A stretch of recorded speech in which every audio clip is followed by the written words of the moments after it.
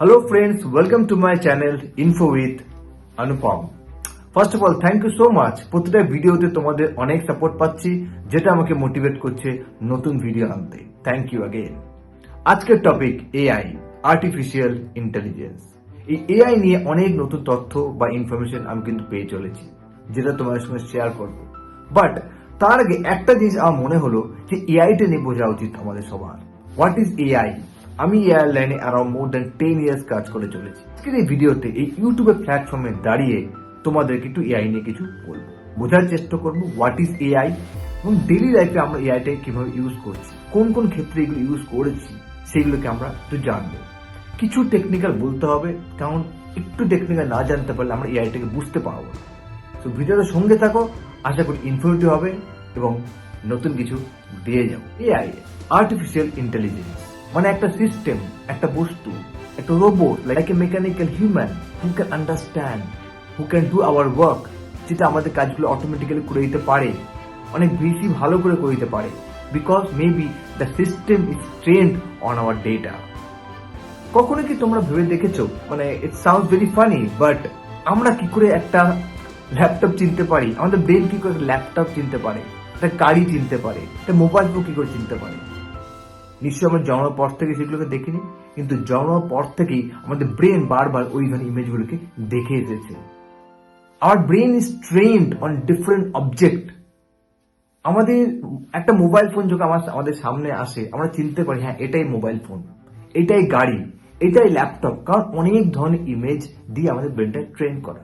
ঠিক সেই রকম ব্যাপারটাই যদি একটা সিস্টেম, একটা সফটওয়্যার বাট রোবট, তাকে যদি বিভিন্ন রকম ছবি দেওয়া হয় একটা ল্যাপটপে, যে এরকম হলে এটা জিনিসটাকে ল্যাপটপ বলা হয়, ও সিস্টেমটা ট্রেন্ড হয়ে যাবে।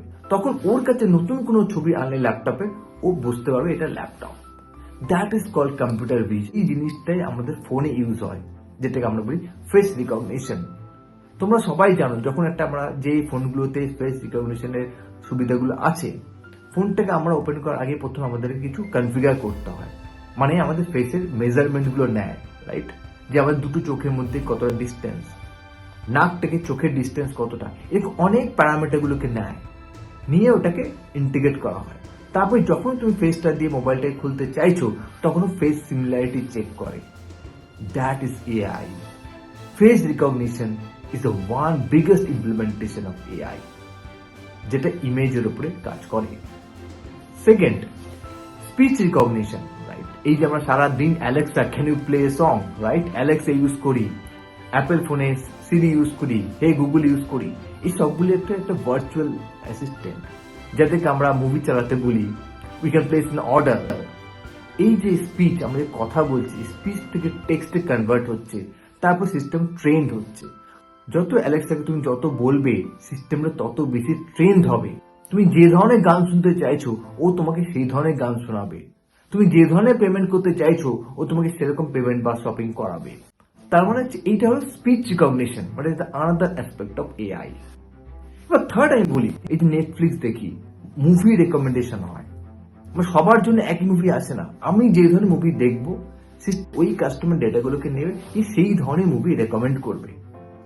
শুধু মুভি নয়, দেখে প্রোডাক্ট রেকমেন্ডেশন, যে এই যে আমাদের ই শপিং যে অ্যাপস গুলো আছে, বা একটা সিম্পল কথাই ধরো না, এই যে মানে ধরো শপার স্টপ, রাইট, বা বড় যে রিটেল চেন গুলো আছে, ওরা কি করে, ওদের কাছে পুরো কাস্টমার ডেটাটা থাকে। ওরা জানে যে মানডে টু সানডে কোন সময় কোন প্রোডাক্টটা বেশি সেল হয় বা কোন প্রোডাক্টটা বেশি সেল হয় না। Let's say for an example, Thursday maybe 12টা থেকে 2টোর মধ্যে এই একটা পার্টিকুলার প্রোডাক্টে টিনেজাররা বেশি কেনে। So why not I give a discount to boost up my sale. So, কোন প্রোডাক্টটা কোন দিন কোন ডিসকাউন্ট দেবো, they know that. So discount may vary depend on the purchase behaviour of the customer. So কাস্টমারদের পুরো ডেটাটাকে নিয়ে ওরা মডেল বানায়, একটা ম্যাথমেটিক্যাল মডেল বানায়, যেটা দিয়ে ওরা বলে যে আমি কতটা ডিসকাউন্ট দেবো, কোন প্রোডাক্টটা কেনা উচিত। দেখবে ফ্লিপকার্টে আমরা যখন করি, তখন একটা মোবাইল ফোন কিনলে নিচে ব্যাক কভারে একটা চলে আসে, যে কোন প্রোডাক্টের সঙ্গে কোন প্রোডাক্টটাকে একসঙ্গে জুড়ে দেবো, কোনটাকে ক্রস সেলিং করবো, একটা প্রোডাক্ট কিনে অন্য ধরনের প্রোডাক্টটাকে আমরা বেচতে পারবো, বা আপস্কেলিং করবো। মানে কাস্টমার ডেটাটাকে নিয়ে ওরা প্রোডাক্টটাকে রেকমেন্ড করছে। বা ধরো অনেক সময় কি হয়, ইনভেন্টারিতে অনেক প্রোডাক্ট থাকে, যেগুলো ওরা বেচতে চায়। তো এই ইনভেন্টরিটা কোন প্রোডাক্টগুলো কোন নতুন প্রোডাক্টের সঙ্গে মার্জ করে আমি বেচতে পারবো, কি করে অবসলিউট প্রোডাক্টটাকে আমি বেচতে পারবো, সেই সব ক্ষেত্রে কাস্টমার ডেটা নিয়ে একটা ম্যাথমেটিক্যাল মডেল বানায়, যে ওরা ডিসিশন নেয় বিজনেসে। সেই জিনিসটাকে বলে ML, machine learning. So this are another aspect of AI. Last fourth, generative AI. এতক্ষণ আমরা জানলাম যে কি করে ইমেজ ডেটা নিয়ে কাজ হয়, কি করে স্পিচ ডেটা নিয়ে কাজ হয়, কি করে textual data, normal customer data নিয়ে একটা ম্যাথমেটিক্যাল মডেল বানানো হয়, সেটা দিয়ে বিজনেসটা ডিসিশন নেয়। এইবার যেটা নিয়ে কাজ হচ্ছে, যেটা সব ইন্ডাস্ট্রি এক নতুন এআই শুরু, যেটাকে বলা হচ্ছে generative AI. One AI which can generate the image, an AI which can generate the video, AI যেটা ধরো কিছু প্যারাগ্রাফ দেওয়া আছে যেটা তোমাকে সামারি করে দিয়ে দেবে, বা তুমি ধরো একটা বড় ধরো let's say for health insurance, তোমার কাছে একটা হেলথ ইন্স্যুরেন্স একটা বড় একটা পলিসি পেপার দেওয়া আছে বা টার্মস এন্ড রেগুলেশন লেখা আছে, লেটস সে 20 পেজেস, যেখান থেকে তুমি কোয়েশ্চেন আনসারিং করতে পারবে।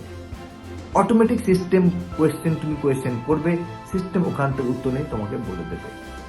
বা তুমি ধরো তোমার কাছে 100টা পেজের একটা পিডিএফ আছে, তুমি বললে আমাকে একটা সামারি করে দাও within 200 word, it can generate, that mean it is generating new thing. বা তুমি বলে যে আমাকে এই ধরনের একটা গান শোনাও, that's all data AI which can generate the text, image, video, that's all about generative AI. Chat GPT, right? তোমরা সবাই অনেকেই জানো তোমরা চ্যাট জিপিটি, যেখানে যা লিখলে কিছু না কিছু পাওয়া যায়। So this are all aspect of AI. AI কিন্তু সব ইন্ডাস্ট্রিতেই কাজ চলছে, ব্যাংকিং ইন্ডাস্ট্রি বলো, ইন্স্যুরেন্স ইন্ডাস্ট্রি বলো, telecommunication, health care, life science, surveillance, সব ক্ষেত্রে সব সেক্টরে এআইটা কাজ চলছে। সেলফ ড্রিভেন কার, এটা একটা বড় ইমপ্লিমেন্টেশন অফ এআই। আমরা জানতে পারলাম what is AI, what is machine learning, যেখানে বলছি যে একটা based on customer data, huge data নিয়ে কোম্পানিরা একটা ম্যাথমেটিক্যাল মডেল বানিয়ে তারা বিজনেস ডিসিশন নেয়। থার্ড, আমরা বুঝতে পারলাম যে কি ধরনের ডেটা নিয়ে এআইতে কাজ হয়। ডেটা ক্যান বি ইমেজ, ছবি নিয়ে কাজ হতে পারে, ভিডিও নিয়ে কাজ হতে পারে, টেক্সট নিয়ে কাজ হতে পারে। এই হচ্ছে এআই এর আমব্রেলা।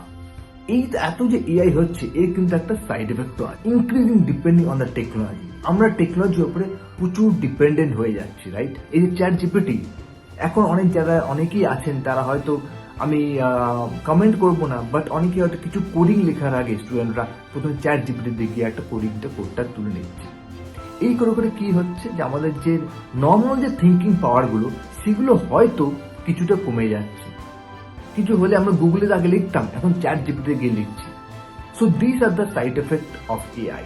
এর মধ্যে এলন মাস্ক বলেছেন যে AI will eventually create a situation where no job is needed. তার মানে বলা হচ্ছে এমন একটা দিন আসবে যখন কোন জবেরই দরকার পড়বে না। আমার পার্সোনালি মনে হয় AI may not replace human. একটা যখন সিস্টেম বানানো হচ্ছে বা একটা সফটওয়্যার বা একটা মেকানিক্যাল একটা হিউম্যান, ওকে যেটা ডেটা দেওয়া হবে সেই ডেটা নিয়ে ও ট্রেন্ড হবে, সেটা নিয়েও কাজকর্ম করবে, but that system may not have that emotion, that human touch.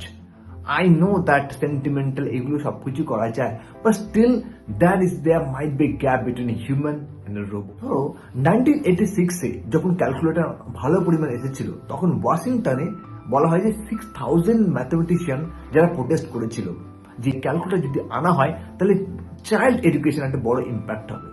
কি হয়েছে? হয়নি। ক্যালকুলেটর ব্যান্ড হয়নি, ক্যালকুলেটর আমরা ইউজ করে আরো তাড়াতাড়ি কাজগুলোকে করতে পারছি। তারপর 1983-তে ইন্টারনেট আসে এবং 1995 অগাস্টে আমাদের পাবলিক অ্যাক্সেস পাওয়া যায় ইন্ডিয়াতে ইন্টারনেট অ্যাক্সেস করার জন্য। তখন অনেক বলা হয়েছিল ইন্টারনেট চলে এসেছে মানে অনেক চাকরি চলে যাবে, অনেক জব চলে যাবে, অনেক কিছু বলা হয়েছিল, কিছুই যায়নি, নতুন জব এসেছে। থার্ড, 1970 যখন ইন্টেল প্রথম কম্পিউটার নিয়ে আসে এবং 1990-এ যখন কম্পিউটারটাকে মানে একটা নর্মাল হাউস হোল্ড আইটেমের মতন আমরা ইউজ করা শুরু করে দিয়েছি, তাহলে এই যে কম্পিউটার এলো, ইন্টারনেট এলো, তাহলে কি আমাদের তখন অনেকেই হয়তো আলোড়ন এসেছিল যে হয়তো চাকরি চলে যাবে, গেছে? যায়নি। Because it will generate more different kinds of job, আর নতুন ধরনের চাকরি এসেছে।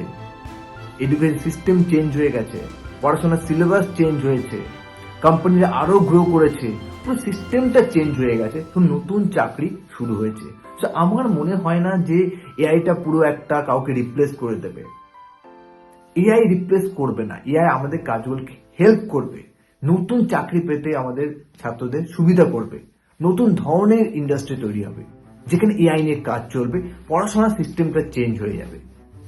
So keeping all together, it's a new direction in the industry.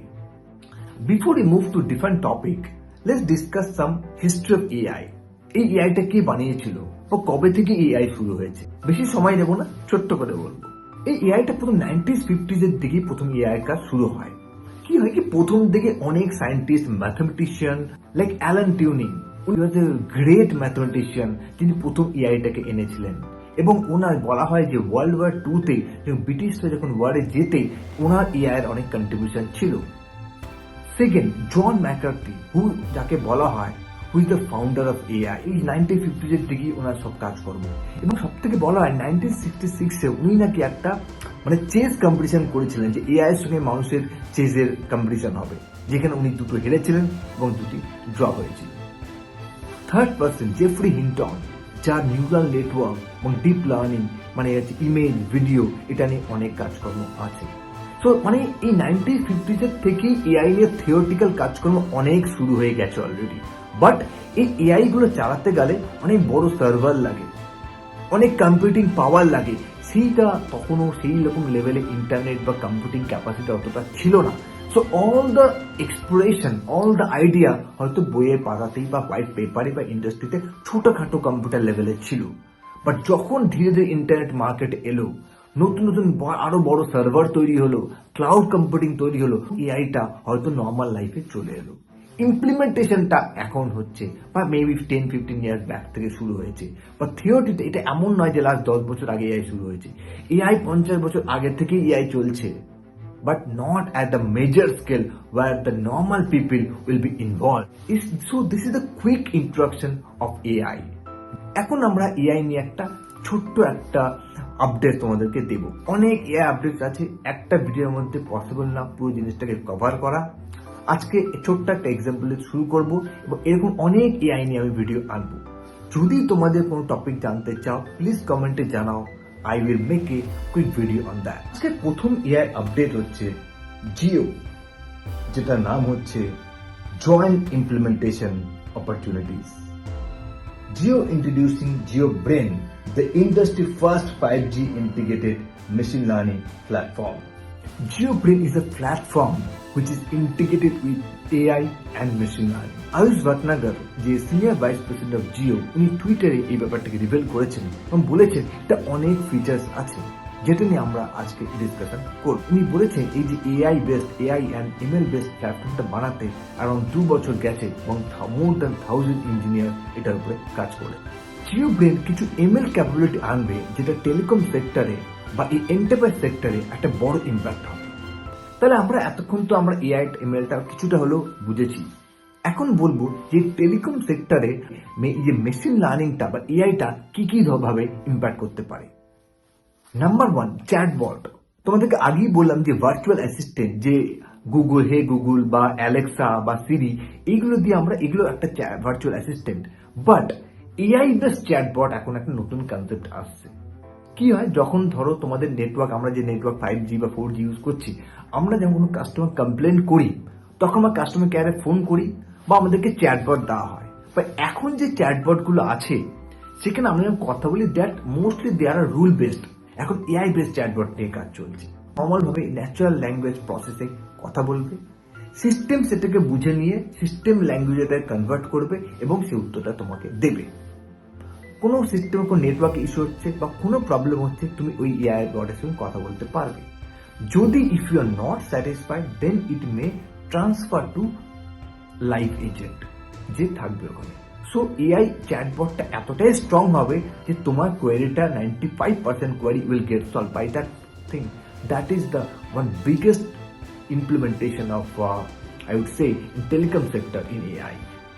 Second হচ্ছে predictive maintenance of equipment.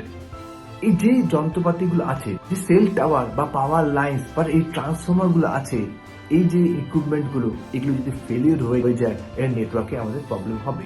They might lose the customer satisfaction, right?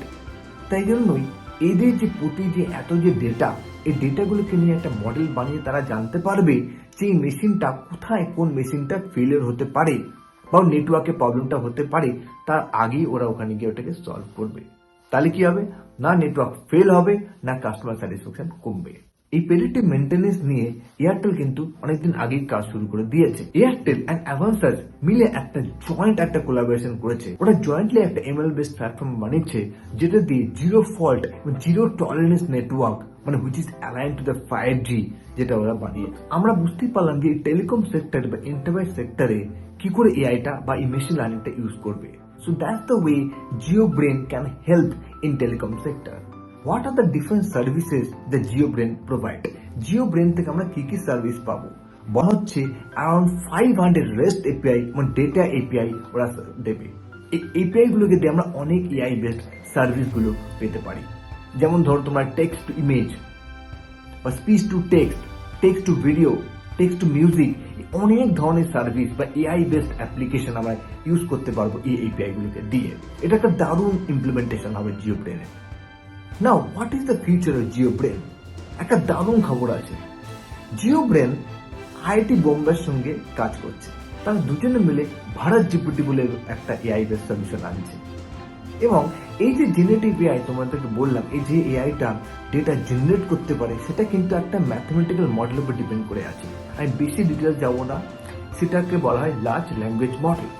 অনেক data, যেটাকে বলা হয় লার্জ ল্যাঙ্গুয়েজ মডেল। নাও জিও রিসেন্টলি শোনা যাচ্ছে জিও এনভিডিয়ার সঙ্গে টাই আপ করছে। এনভিডিয়া তোমরা সবাই জানো। জিও এনভিডিয়ার সঙ্গে টাই আপ করে আমাদের ইন্ডিয়ান যে ডেটাটা আছে, আমাদের ইন্ডিয়ার ডেটার উপর বেস করে একটা নিজস্ব একটা মডেল বানাচ্ছে। শুধু তাই নয়, ভোডাফোনে কিন্তু থেমে যায়নি। ভোডাফোনের ইতিমধ্যেই $1.5 বিলিয়ন দিয়ে মাইক্রোসফটের সঙ্গে টাই আপ করেছে। সো বোঝাই যাচ্ছে কিপিং এভরিথিং টুগেদার টেলিকম ইন্ডাস্ট্রিতে বা এনার্জি ইউটিলিটিতে এআই একটা বড় মাত্রা আনতে চলেছে। So that's it for today. If I summarize the thing, আমরা জানতে পারলাম what is AI, what is machine learning, what are the different sector, কি কি সেক্টর AI কাজ হচ্ছে এবং কোন কোন ডেটা নিয়ে AI তে কাজ হচ্ছে, এবং একটা কুইক আপডেট আমরা দিলাম জিওব্রেন, যেটা ওরা AI and ML based platform launch করতে চলেছে। আশা করি ভিডিওটা তোমার জন্য ইনফরমেটিভ রইল। If you like this video, please subscribe my channel and give comments. Thank you and stay tuned. Bye.